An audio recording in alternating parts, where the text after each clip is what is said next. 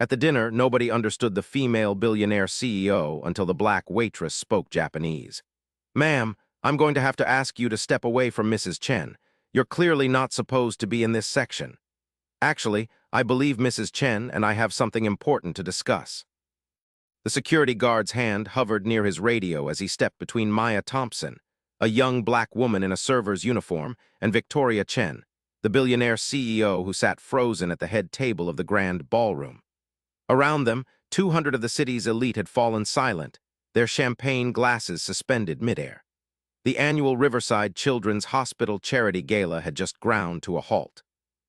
Victoria Chen stared at the waitress with an expression no one at her table could quite read. Her face had gone pale, her fingers gripping the edge of the white tablecloth. The diamonds at her throat caught the chandelier light, but her eyes were locked on Maya with an intensity that made several guests uncomfortable. "Security!" Richard Whitmore, the hospital board chairman, rose from his seat beside Victoria. His voice carried across the room with practiced authority.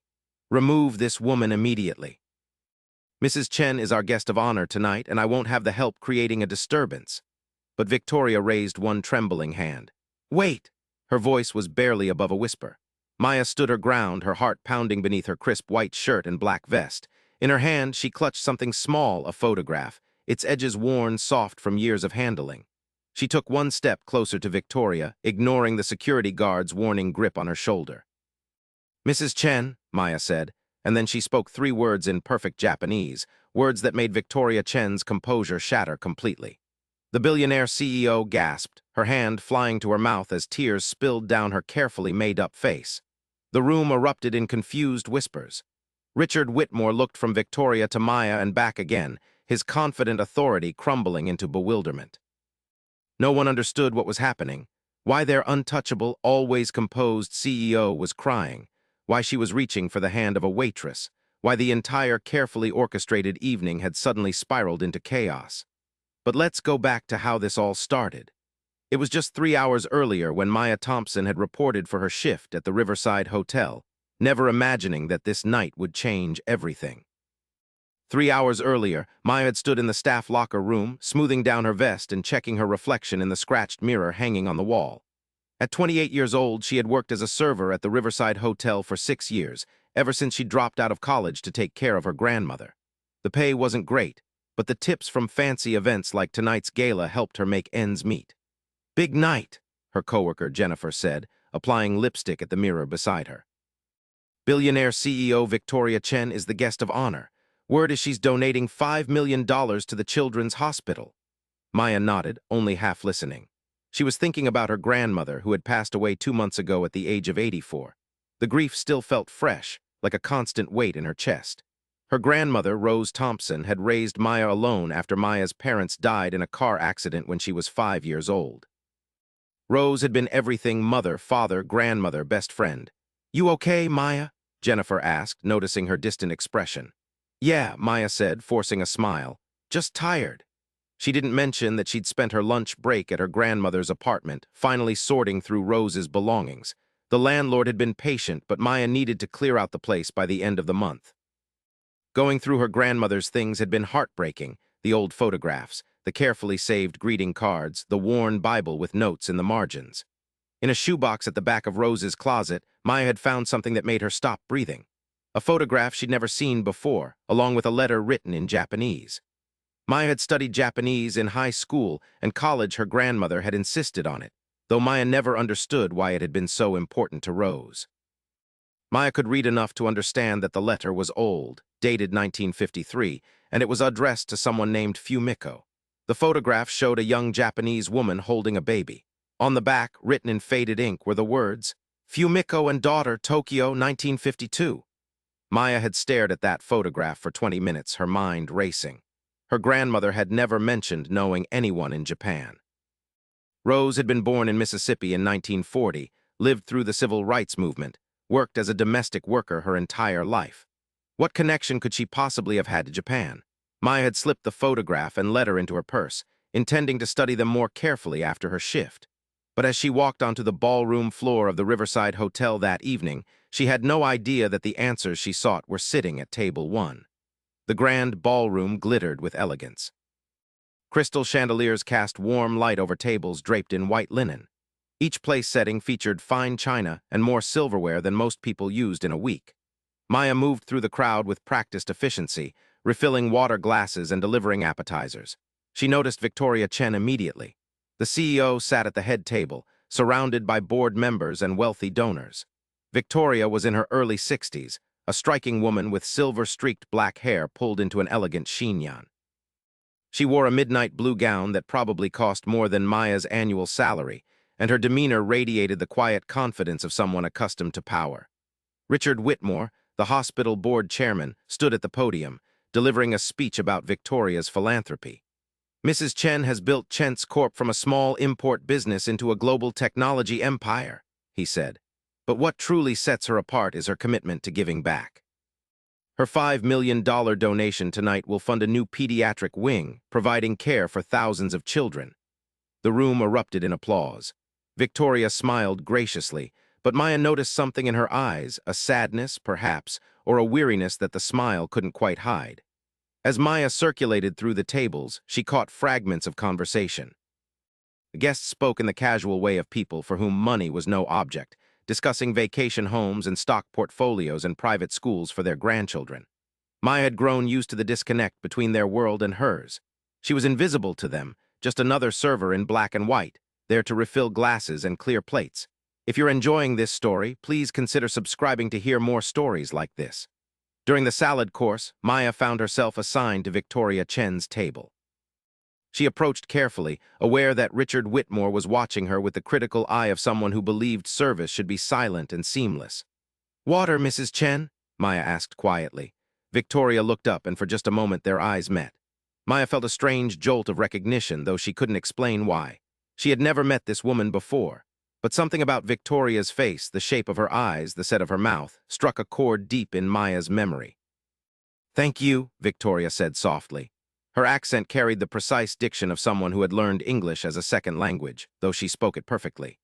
As Maya poured the water, she noticed a delicate gold locket around Victoria's neck, partially hidden by her diamond necklace. It was simple, almost plain compared to the expensive jewelry surrounding it, and clearly very old. The kind of thing a person wore for sentimental reasons rather than to impress.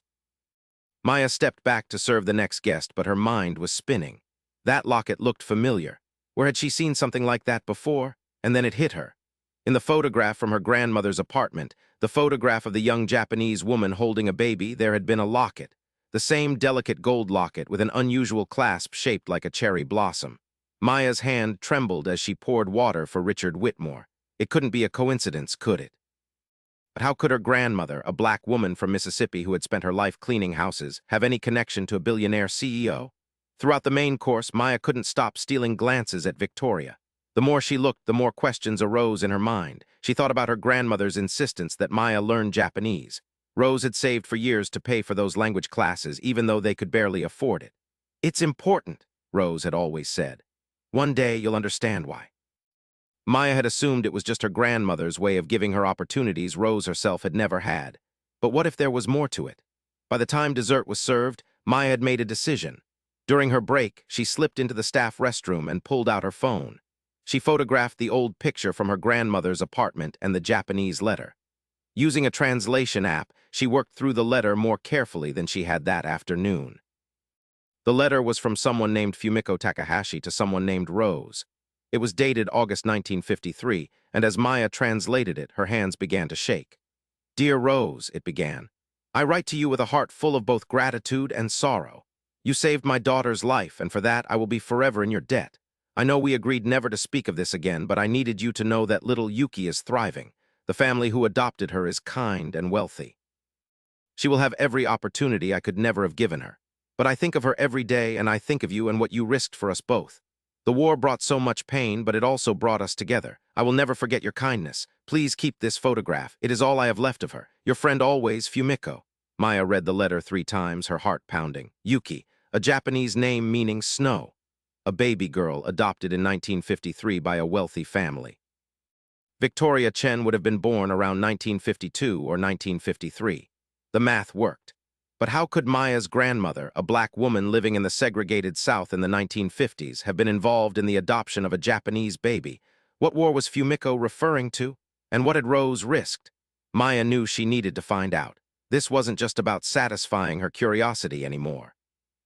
This was about understanding her grandmother's secret past, about honoring the woman who had raised her with such love and sacrifice. She looked at herself in the mirror, at her server's uniform, at her own dark reflection. Then she looked at the photograph of baby Yuki and the woman who might be Victoria Chen. There was only one way to know for sure. Maya returned to the ballroom just as Victoria Chen was being called to the stage for her acceptance speech. The CEO rose gracefully, acknowledging the applause with a modest nod. When she reached the podium, she adjusted the microphone and looked out over the crowd. "Thank you all for being here tonight," Victoria began. Her voice was strong, but Maya detected something underneath, a tremor of emotion carefully controlled. "The Riverside Children's Hospital holds a special place in my heart. When I was a child, I was very ill. Without the care of dedicated doctors and nurses, I wouldn't be standing here today." She paused, her hand unconsciously touching the gold locket at her throat. "I grew up in privilege," Victoria continued. "My adoptive parents gave me every advantage, the best schools, the best opportunities. But they also taught me that with privilege comes responsibility. They taught me that we are all connected, that the accidents of birth, whether you're born into wealth or poverty, whether you're born in a mansion or a refugee camp, these things don't define your worth. What defines us is what we do with what we've been given." Maya listened intently. Adoptive parents. Victoria had just confirmed what the letter suggested. "I built Chent's Corp from the ground up," Victoria said, "but I never forgot where I came from. I never forgot that I was given a second chance at life when so many others weren't. This donation is my way of paying forward the kindness that was shown to me." The applause was thunderous. Maya noticed that Victoria's eyes were glistening with unshed tears. This wasn't just a standard philanthropic speech. There was real emotion behind it, real history. As Victoria returned to her seat, Maya made her decision. She would approach Victoria during the coffee service, show her the photograph, and simply ask. The worst that could happen was that Victoria would think she was crazy. The best that could happen. Well, Maya couldn't even imagine what that might mean. But Richard Whitmore had other ideas. As the coffee service began, Whitmore pulled Maya aside. His face was stern, his grip on her elbow uncomfortably tight. "I've been watching you," he said in a low voice. "You've been staring at Mrs. Chen all evening. Whatever you're thinking, whatever scheme you're planning, forget it. Mrs. Chen is a valued friend of this hospital, and I won't have the staff bothering her." "I'm not scheming anything," Maya protested. "I just need to ask her a question." "Absolutely not." Whitmore's voice was ice. "You're a server, you serve. You don't approach guests, especially not donors of Mrs. Chen's caliber. Do you understand?" Maya felt her face flush with anger and humiliation. She understood perfectly. She was being told to know her place, to stay in the role assigned to her. It didn't matter that she might have important information. It didn't matter that she had a legitimate reason to speak with Victoria. To Whitmore, she was just the help, and the help didn't get to decide when and how to interact with billionaires. "Fine," Maya said quietly, pulling her arm free from his grasp. But as she walked away, she knew she wasn't giving up. Her grandmother had taught her to be persistent, to stand up for herself, to never let anyone make her feel less than she was. If Rose had risked something important enough to help a Japanese woman and her baby in 1953, then Maya owed it to her memory to see this through. She just needed to find the right moment. That moment came sooner than expected, but not in the way Maya had planned. As the gala wound down and guests began to leave, Maya noticed Victoria Chen stand and excuse herself from the table. She walked toward the hallway that led to the hotel's restrooms, moving slowly as if exhausted. Maya saw her chance. She glanced around. Whitmore was engaged in conversation with another board member. The other servers were busy clearing tables. No one was watching her. Maya quickly untied her apron, smoothed her hair, and followed Victoria into the hallway. The corridor was quiet, lined with oil paintings of the hotel's history. Maya's heart hammered in her chest as she approached Victoria, who had stopped to look at one of the paintings, a scene from the 1950s showing the hotel's grand opening. "Mrs. Chen?" Maya's voice came out softer than she intended. Victoria turned, surprise flickering across her face. Up close, Maya could see the fine lines around her eyes, the silver in her hair, the weariness that the makeup couldn't quite hide. "Yes." Victoria's tone was polite but guarded. Maya pulled the photograph from her pocket with trembling hands. "I'm sorry to bother you. I know this seems strange, but my grandmother passed away recently and I found this in her things, I think. I think you might know something about it." She held out the photograph of the young Japanese woman holding a baby. Victoria's reaction was immediate and visceral. She gasped, her hand flying to her mouth. Her eyes widened as she stared at the photograph and the color drained from her face. "Where did you get this?" Victoria whispered. Her voice shook. "Where did you get this?" "It was in my grandmother's belongings. Her name was Rose Thompson. Rose." Victoria said the name like a prayer, like a word she hadn't spoken in decades but had never forgotten. "Rose Thompson. Oh my God, Rose." Victoria reached for the wall to steady herself. Maya quickly moved to support her elbow, afraid the older woman might faint. "Are you okay? Should I get help?" "No, no, I'm fine." But Victoria's eyes were filling with tears. She took the photograph from Maya's hand, holding it as if it were made of glass. "This is my mother, my birth mother, Fumiko Takahashi. And this baby is me." Maya's breath caught. "Then it's true, my grandmother knew your mother." "Knew her?" Victoria laughed, but it was a sound full of pain and wonder. "Your grandmother saved our lives." And that's when security arrived, alerted by a concerned guest who had seen Maya follow Victoria into the hallway. That's when Richard Whitmore appeared, his face red with anger. That's when the security guard grabbed Maya's shoulder and tried to pull her away from Victoria. That's when the confrontation in the ballroom occurred, the moment where this story began. Now back to where we started, in the grand ballroom with 200 confused guests watching Victoria Chen cling to Maya Thompson's hand. "Richard, let her go," Victoria said firmly, her composure returning. "This woman is not a threat, she's—" Victoria's voice broke. "She's family." The whispers grew louder. Richard Whitmore looked like he'd been struck. "Victoria, I don't understand." "How can she possibly be?" "Get everyone out," Victoria interrupted. "Clear the room, I need to speak with Maya privately." "But the gala isn't over. There are still—" "Now, Richard." The steel in Victoria's voice left no room for argument. This was the CEO who had built a billion-dollar empire, and she was not making a request. It took 15 minutes to clear the ballroom. Curious guests filed out reluctantly, craning their necks for one last look at the extraordinary scene. The hotel staff retreated to the kitchen. Finally, only Victoria and Maya remained, sitting at the now-empty head table. Victoria still held the photograph, tears streaming down her face. She opened the gold locket at her throat with shaking fingers. Inside was a tiny photograph, creased and faded, the same photograph of Fumiko holding baby Yuki. "I've worn this every day for 60 years, Victoria said softly. "My adoptive parents gave it to me when I turned 18. They told me the truth then, that I was adopted, that my birth mother was a Japanese woman who couldn't keep me, that she had loved me enough to give me a better life." She looked at Maya, really looked at her, and Maya saw the same mixture of grief and hope in Victoria's eyes that she herself had felt since her grandmother's death. "But they never told me how the adoption happened," Victoria continued. "They said it was arranged through private channels, that my birth mother was connected to an American woman who helped refugees after the war. I've spent decades trying to find out more, trying to find any trace of my mother or the woman who helped her. I hired investigators. I searched records. Nothing. It was like they'd both vanished." "Rose Thompson," Maya said quietly. "My grandmother, she never told me any of this. I didn't even know she'd been to Japan." "She wasn't in Japan," Victoria said. "At least, I don't think she was. Let me tell you what I've pieced together over the years, from the fragments my adoptive parents shared and the research I've done." Victoria's story began in 1951, during the American occupation of Japan following World War II. Fumiko Takahashi had been a young woman of 20, living in the ruins of Tokyo. The war had taken her parents, her home, and her prospects. She had survived by working in a laundry service that catered to American soldiers. There she had fallen in love with a soldier. Victoria didn't know his name, her adoptive parents had never learned it. The relationship had been brief, illicit, and doomed from the start. When Fumiko discovered she was pregnant, the soldier was already gone, shipped back to the States. She was alone, pregnant, and facing a society that would condemn her for having a mixed-race child out of wedlock. "In 1952, when I was born, Japan was still recovering from the war," Victoria explained. "Mixed-race children were called einoko, a derogatory term. We were outcasts. My mother knew she couldn't keep me. She could barely feed herself. A mixed-race child would have faced discrimination at every turn. But Fumiko had a friend, another woman who worked at the laundry service, an American woman named Rose.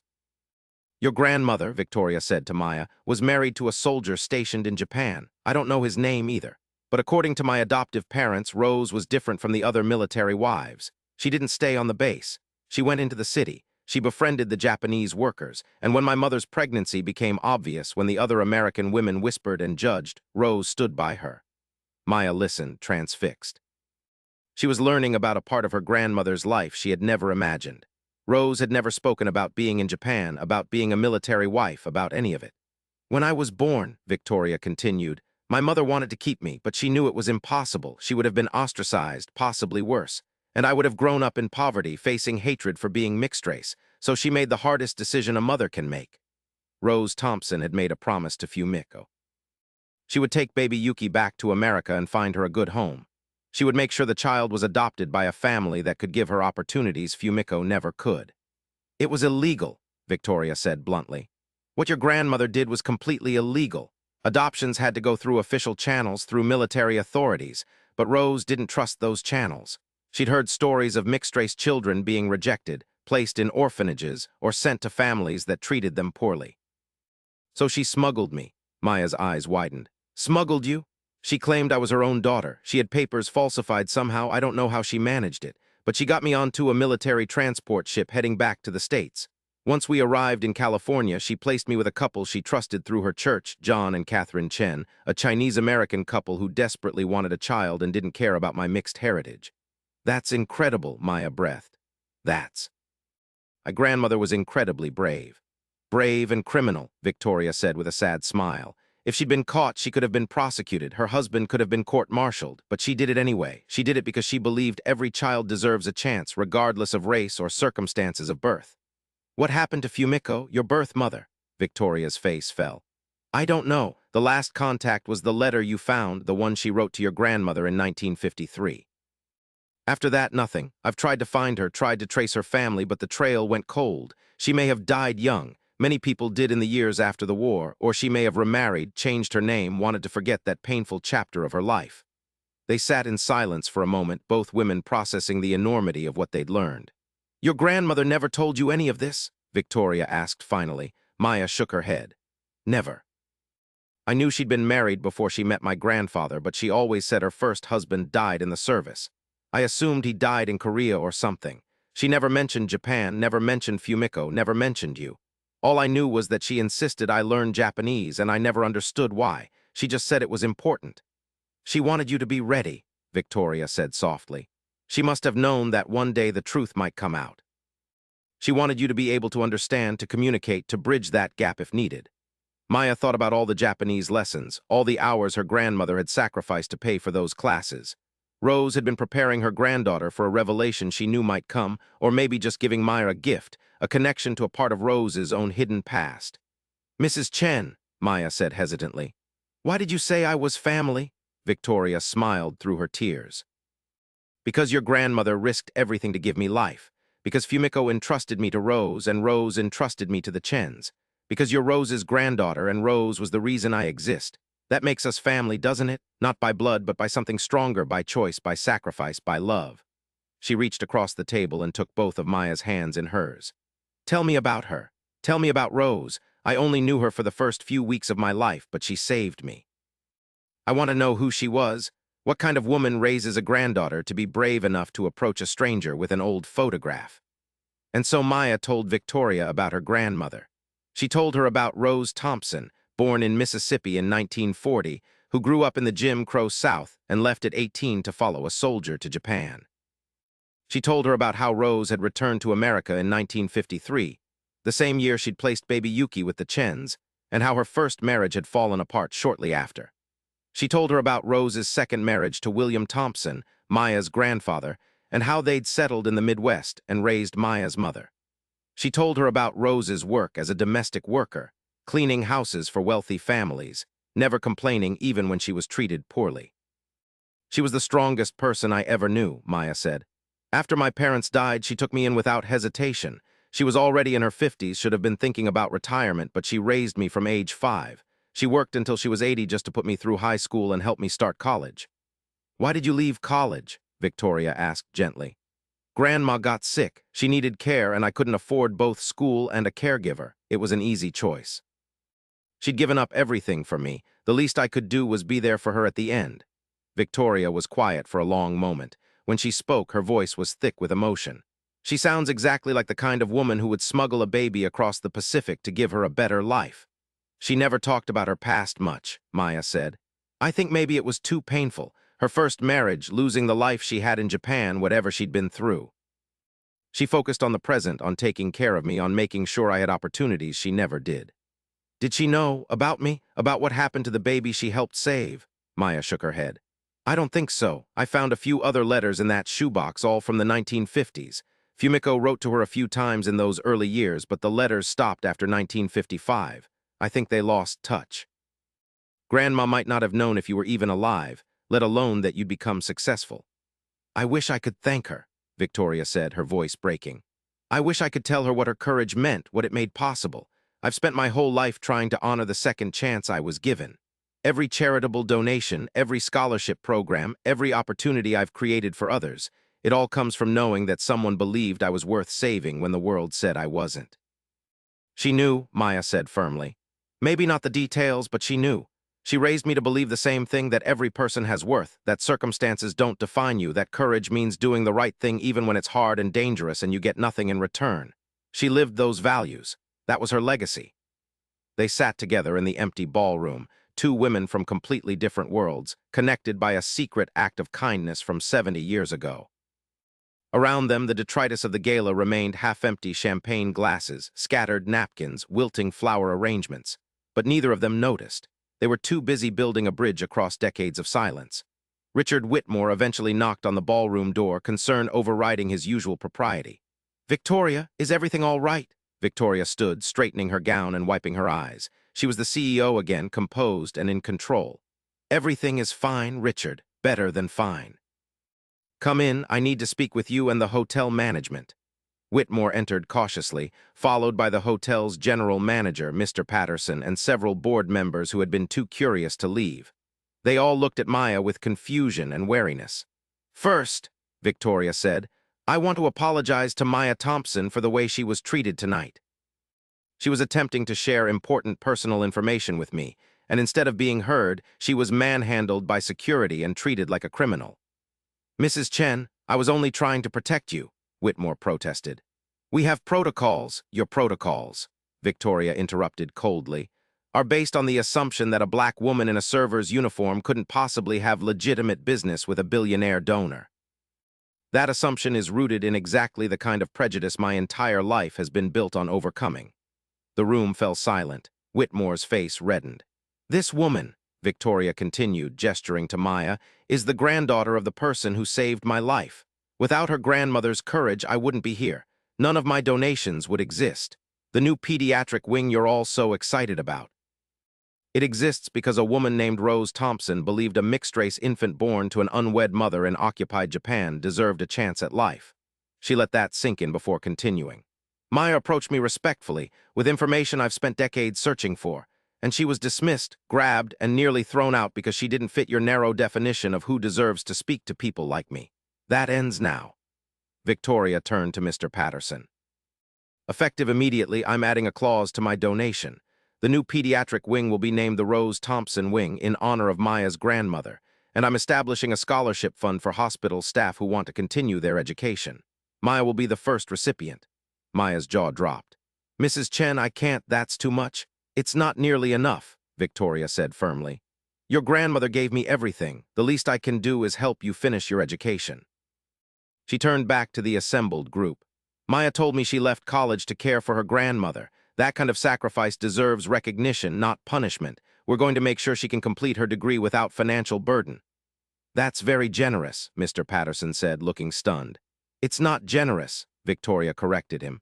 It's justice. It's paying forward what was given to me, and it's a reminder that we never know the full story of the people around us. The woman you saw as just a server carries the legacy of extraordinary courage. How many other stories do we miss because we make assumptions based on uniforms and job titles and skin color? She looked at each person in turn, her gaze sharp and challenging. That's the real reason I donate to causes like this hospital. Not just to fund buildings and equipment, but to try to create a world where every person is seen, where every child has a chance, where accidents of birth don't determine destiny. If you truly understand that mission, you need to examine your own biases and protocols. Whitmore looked chastened. You're absolutely right, Mrs. Chen. I apologize both to you and to Ms. Thompson. We'll review our security procedures immediately. See that you do. Victoria's tone softened slightly. I know you meant well, Richard, but good intentions aren't enough when they're built on flawed assumptions. After the officials left, Victoria and Maya remained. The ballroom felt different now, less grand, more intimate. They were just two people trying to understand a shared history that neither had known existed a few hours earlier. "What happens now?" Maya asked. "I mean, where do we go from here?" Victoria smiled. "I was hoping you'd help me answer that question." "I'd like to know more about Rose, about her life after she returned from Japan. I'd like to see photographs, hear stories, understand who she was. Would you be willing to share that with me?" "Of course," Maya said immediately. "I have boxes of her things, photographs, letters, her journals. I was dreading going through it all alone, but maybe together. I'd be honored." "And," Victoria continued, "I'd like to keep searching for Fumiko, for my birth mother. The trail may be 70 years cold, but I have resources now I didn't have before. Private investigators, genealogists, connections in Japan. Maybe we can find out what happened to her. Maybe we can learn the rest of the story." "I'll help however I can," Maya said. "My Japanese is rusty, but I can read those old letters, maybe find clues the investigators missed." "There's something else," Victoria said. She pulled a business card from her small evening bag and handed it to Maya. "This is my direct number. I want you to call me tomorrow. Not about the scholarship, my assistant will handle those details. I want you to call me because I'd like to get to know you.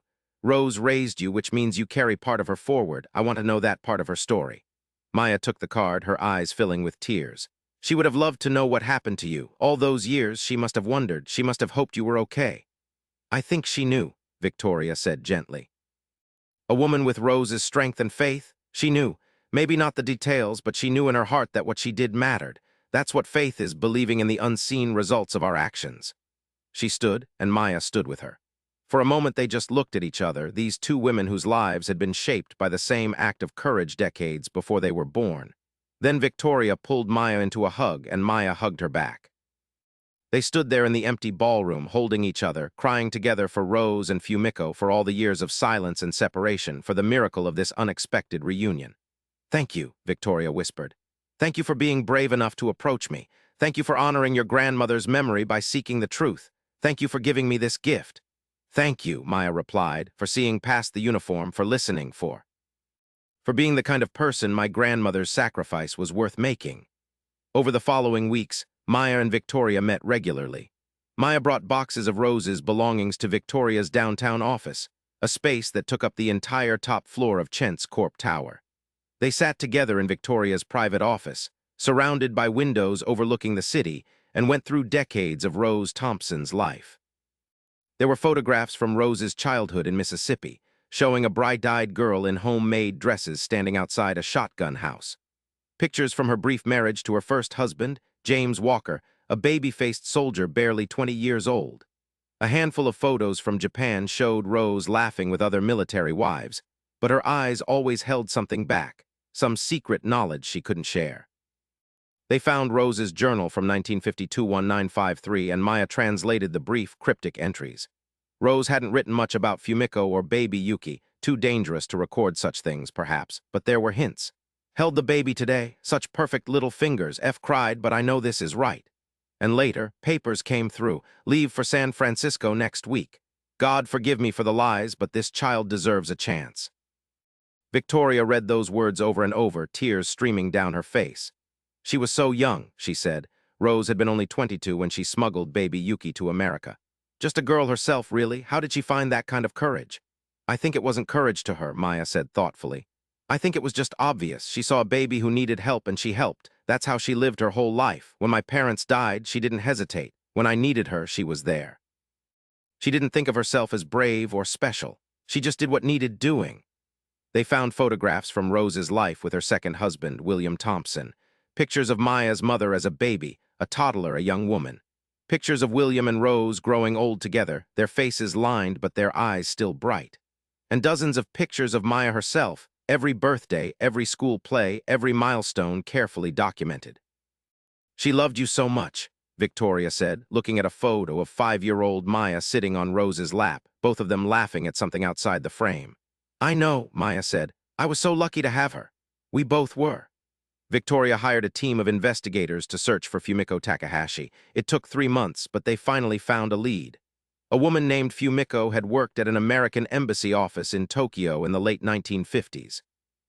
She'd married a Japanese businessman named Hiroshi Nakamura in 1958 and taken his name. After that, the trail got clearer. Fumiko Nakamura had lived in Kyoto, raised 3 children with Hiroshi, and worked as a translator until her retirement in the 1990s. She had died in 2018 at the age of 87. Victoria cried when she learned her birth mother had passed.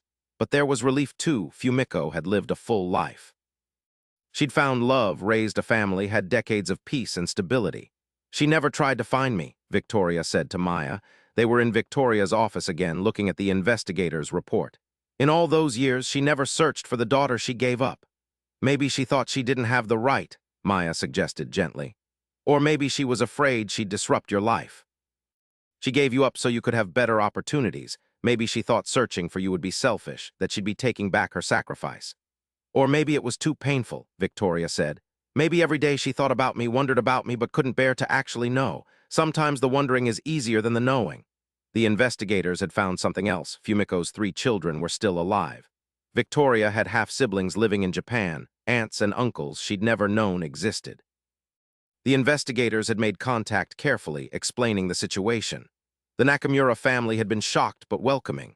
They'd known their mother had given up a baby during the occupation, but they'd never known what happened to that child. Within a month, arrangements were made. Victoria and Maya flew to Japan together to meet the Nakamura family. The reunion took place in Kyoto, at the home of Fumiko's eldest son, Takeshi Nakamura. He was 64, a retired engineer with kind eyes and his mother's gentle smile. His sisters, Keiko and Yumi, were there too, along with their families' spouses, children, grandchildren. 3 generations gathered to meet the sister and aunt they'd never known. Maya served as translator, though several of the younger Nakamuras spoke excellent English.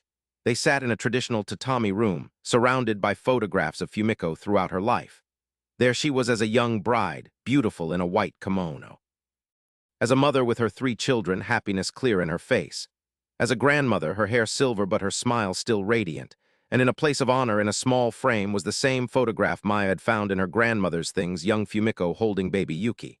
She kept this picture her entire life, Takeshi explained through Maya. We found it after she died, hidden in her jewelry box. On the back, she'd written your birth name, Yuki. She never forgot you. Victoria couldn't speak. She touched the photograph with trembling fingers, tears falling freely. Keiko brought out a box. These are letters our mother wrote but never sent. We found them after she passed. They're addressed to you, to Yuki. She wrote them over the years on your birthday. There were dozens of letters, one for each year from 1953 to 2018. Fumiko had written to the daughter she'd given up, telling her about life in Kyoto, about her hopes and dreams, about the family she'd raised while never forgetting the child she'd sacrificed everything to save. Maya translated the first letter, dated February 15, 1954, Victoria's first birthday. My dear Yuki, today you turn 1 year old. I wonder if you are walking yet. I wonder if you said your first word. I wonder if you are happy. I pray that you are happy. I pray that Rose found you a good family, that they love you as much as I loved you during the brief time I held you in my arms. I made the right choice, I know I did. But oh, my heart aches for you every day. Happy birthday, my daughter. I hope you never read this, because that would mean you never needed to search for me. I hope your life has been so full of love that you never wondered about the woman who gave you away. That is what I wish for you, a life so abundant with love that I am only a distant memory, a footnote, a question that never needed asking. With all my heart, your mother, Fumiko. By the time Maya finished translating, everyone in the room was crying. They spent 3 days with the Nakamura family. Victoria learned about her birth mother's life, about the woman Fumiko had been strong, kind, dedicated to her family and her work. The Nakamura siblings shared stories, showed photographs, and welcomed Victoria into their family without reservation. Our mother would be so happy, Yumi said through Maya.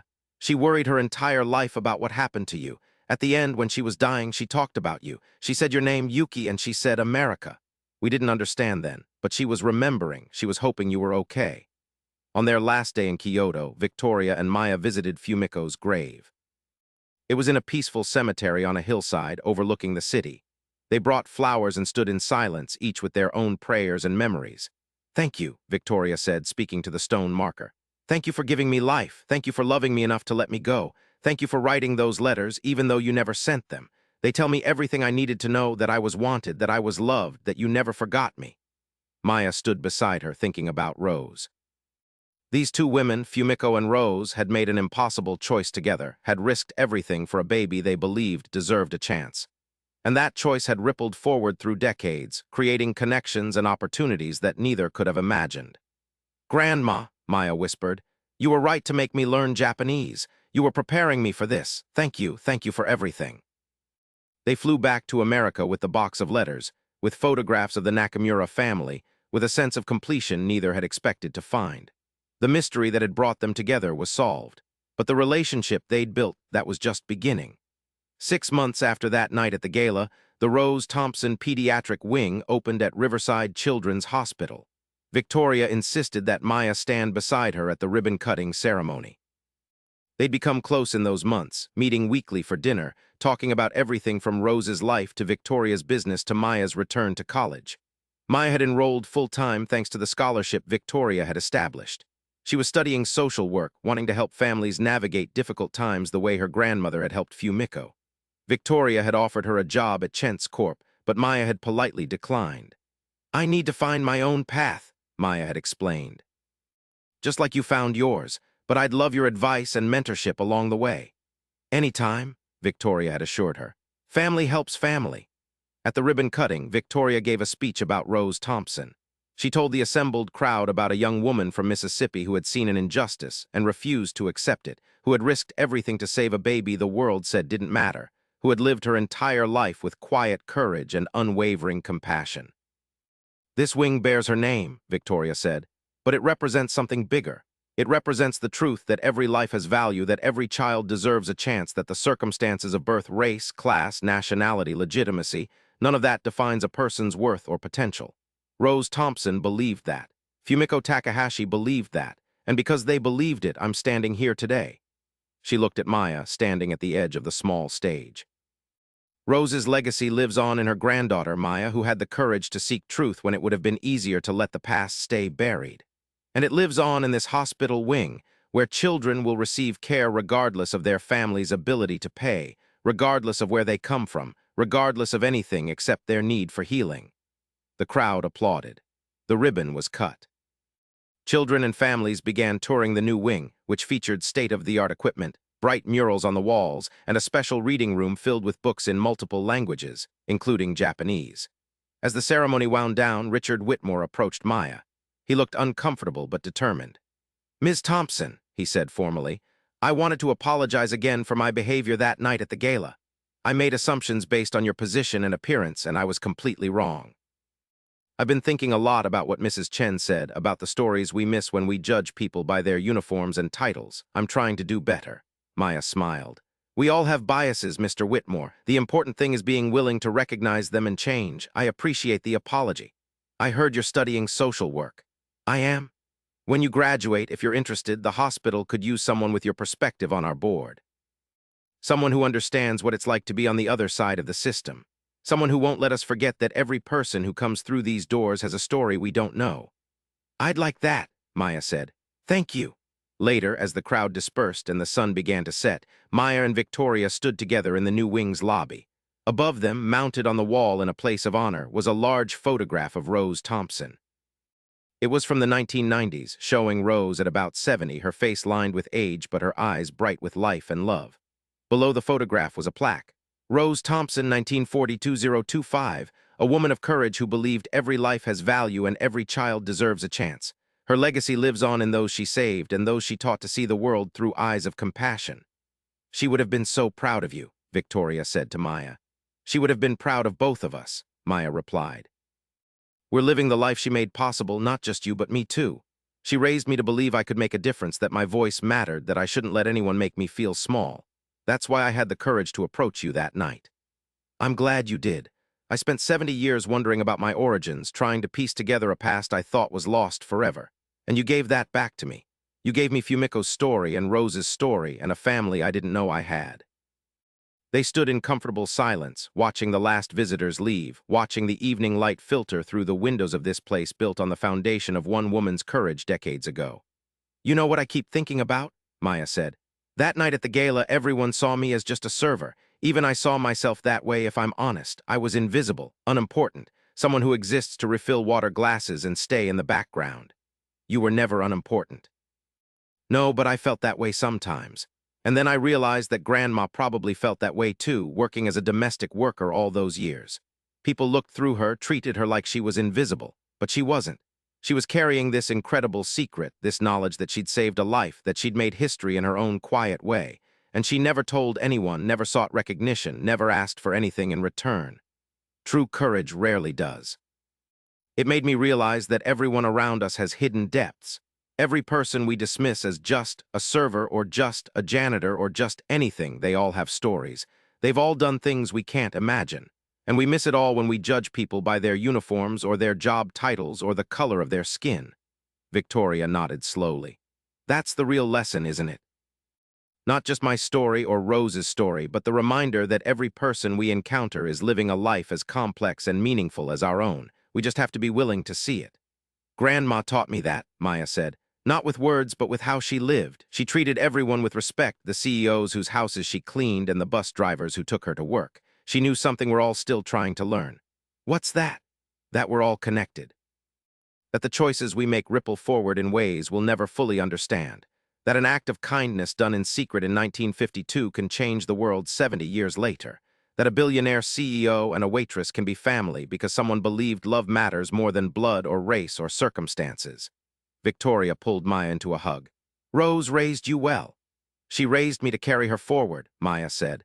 And now I understand why. She wanted someone to know.